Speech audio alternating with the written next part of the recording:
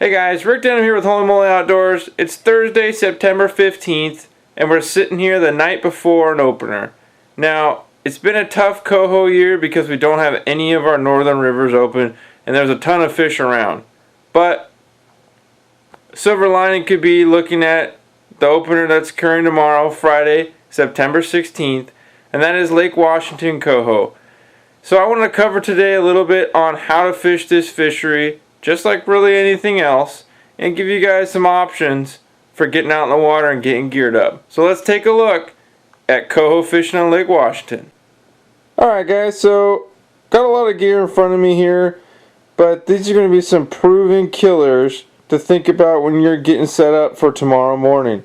Now for Lake Washington Coho, they are coming straight out of the sound from the Ballard Locks, coming right across Lake Washington, and headed most likely to the northern end of the lake into Lake Sammamish. So you're going to intercept these fish throughout the lake as they are making their journey towards the spawning hatcheries.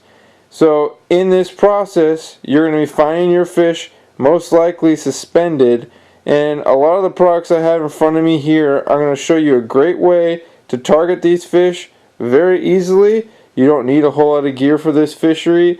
It's really just finding fish and getting your gear in front of them. There's been said that these are more lockjawed fish. Frankly guys, you got to be the ones to go out there and make a decision for yourself. I think it'd be a fun fishery to get rolling here.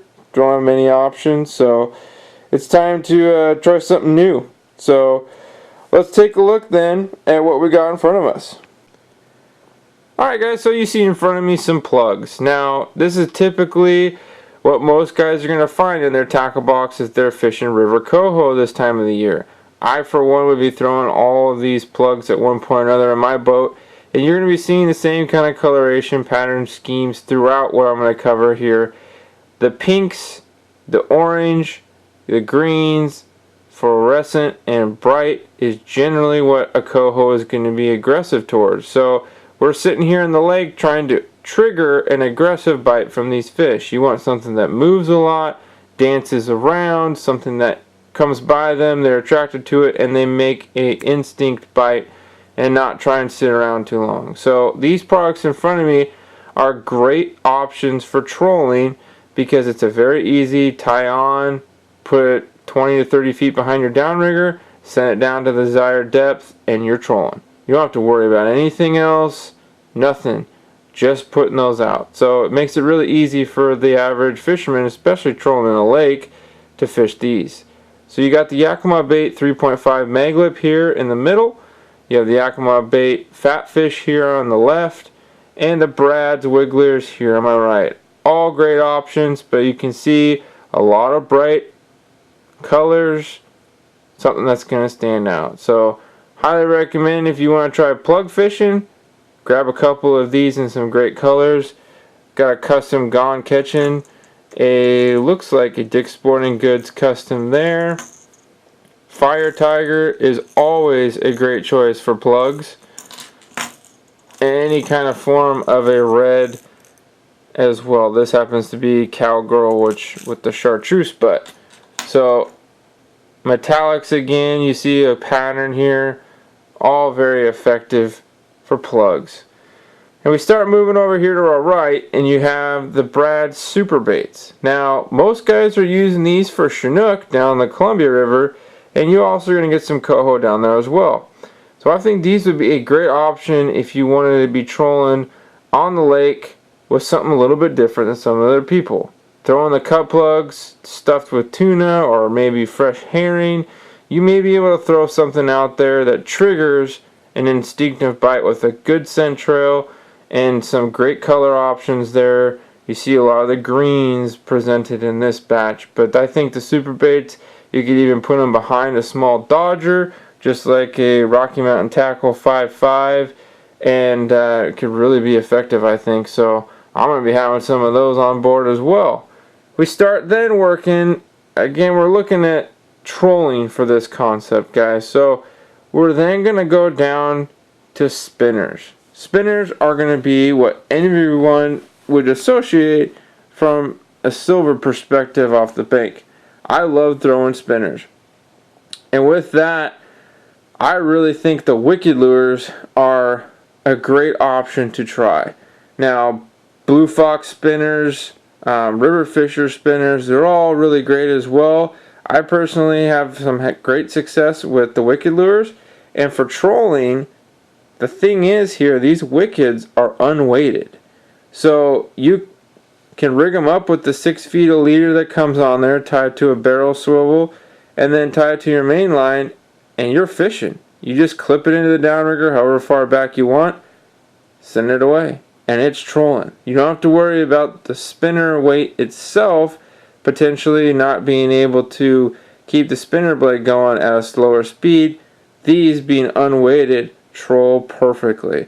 So I think these wickets are going to really excel there in the lake, and I can't wait to try them myself. I highly recommend you guys pick those up as well if you're looking for a spinner option.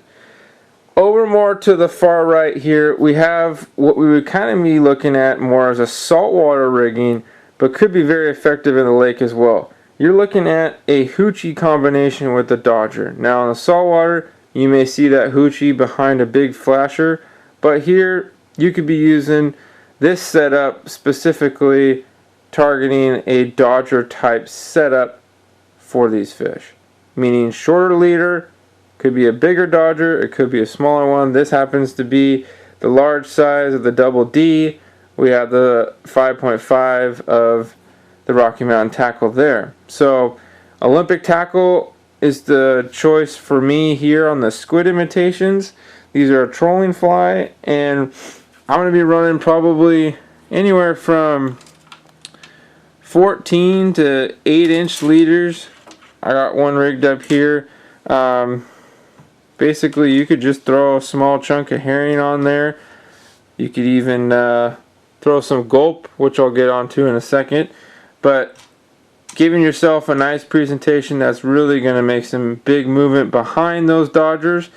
There's some needlefish patterns, some larger size than the kokanee snack flies for sockeye, which would be a great silver choice. Or you got your mini squid patterns, lots of different colors.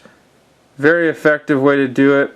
And if you really want to try something a little bit different too, you can take the same rigging as you would over here, going a little bit longer leader, let's say with this 5.5 Rocky Mountain tackle, and throw on a wiggle fin disc in front.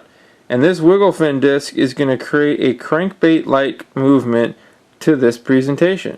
Now what will be really cool with that, so instead of using that 12 to 8-inch leader, now you're want to use maybe 20-inch, and with that it gives you a little bit more room for the wiggle fin disc to do its work and create its own action onto the Olympic tackle fly. So it could be the added movement you need to trigger a bite out of a fish. So worth trying as well. Really liking these Olympic tackle products this season. Now we start then looking at bait. Well, yeah, I mentioned herring is definitely an option, but me being a kokanee fisherman, I already got all the bait really that I would ever need in our Berkeley gulp maggots over here. And what's nice about these, you can add any scent to these things, guys, and they will marinate and slowly soak them up. One of these here, the pink one, I have sand shrimp, and I got krill in the green one over here. So you could put herring in one, you could do whatever really floated your boat.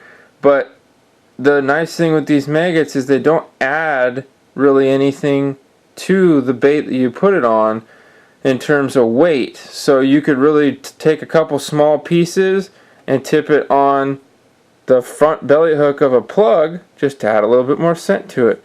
Now, speaking of a hard bait like a plug, I would be running some of these A&N Sporting chapstick scents on my hard baits to give it a really good scent holding pattern that's not going to come off within a few minutes of being in the water.